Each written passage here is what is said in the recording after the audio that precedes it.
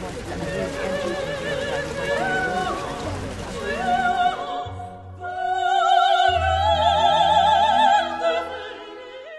Martin, garden designer for the Lyric Garden, and what a wonderful, wonderful achievement to have got yourself another gold medal. Another gold medal, yeah, that's 3 from Bloom. We've done it 3 times and we've got a gold each time, so I'm very happy with that.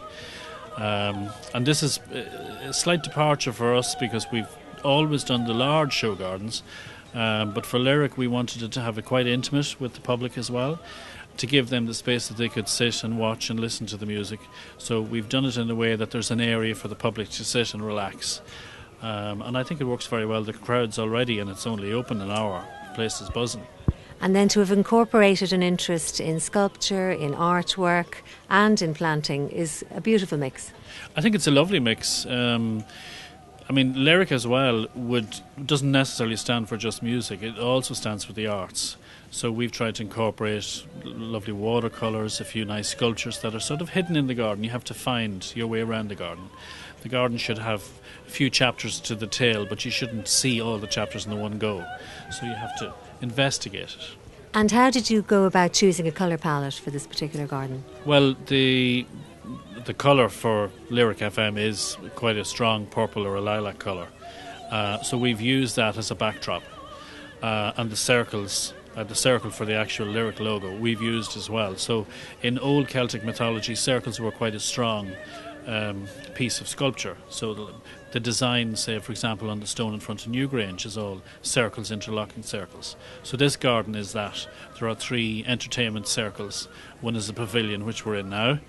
And then we have a smaller quartz circle, and then the next one has a small stone wall around it that if there were visitors in, you could sit down and you can relax and have a glass of wine or a cup of tea. I noticed people particularly taken with the wisteria that's climbing up the pergola. Yes. Well, now we've had that wisteria in a cold store for the last 2 weeks just to keep it back so it was in flower for the public for here.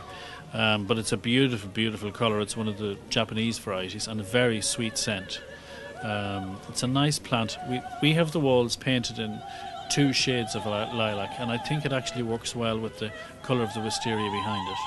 What's gorgeous too is the way you've incorporated so many herbs amongst the flowers. Well, I love using herbs. One of the gardens I did first was in Chelsea in 2003, and it was Lazy Salad Days where the whole garden was edible.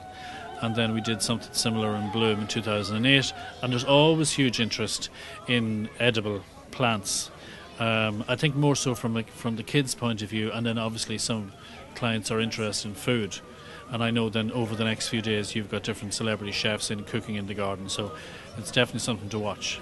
And another feature of this garden I find really endearing are the trees and the maturity. It seems to give the garden a lovely sense of belonging, and people can relate to it almost immediately. Yes, because it feels as if the garden has been here for a while. It's given it that sort of depth and that substance to it immediately.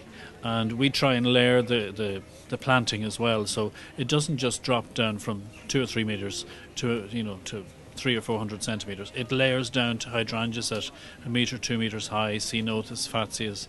So it looks like a real garden. When people come here, they'll actually feel that it's a real garden. And you've used that beautiful stone there from Donegal. Yes, that's a Donegal quartz. There are a lot of quarries in Donegal, and Donegal would probably be famous for its sandstone. But slightly more inland, the stone becomes quite hard. And the quartz is a tough material, but it's a lovely, lovely colour. It's sort of a silver, and there's just that little hint of green in it. It's a beautiful stone. And there seems to be an emphasis on garden as opposed to the hard landscapes in this year's show. And people are relating to that change. Yes, I think that's the same in a lot of different spheres. I mean, people are going back to easy listening music, they're going back to comfort food, all that whole trend. When people are afraid or people aren't sure where they are, they'll go back to something that they're comfortable with. And we've tried to do the same with the garden, and a lot of the other designers have done the same. Now, what's the next step for you? Because something wonderful has happened. The next step for me is to go to Singapore. Singapore is the largest show in the world with 300,000 visitors, and I was in Hampton Court last year and we won Ireland's first gold medal for a show garden there, and as a result the national parks in Singapore have asked me to do a contemporary garden in Singapore, And I am the first Irish designer to be asked, number one.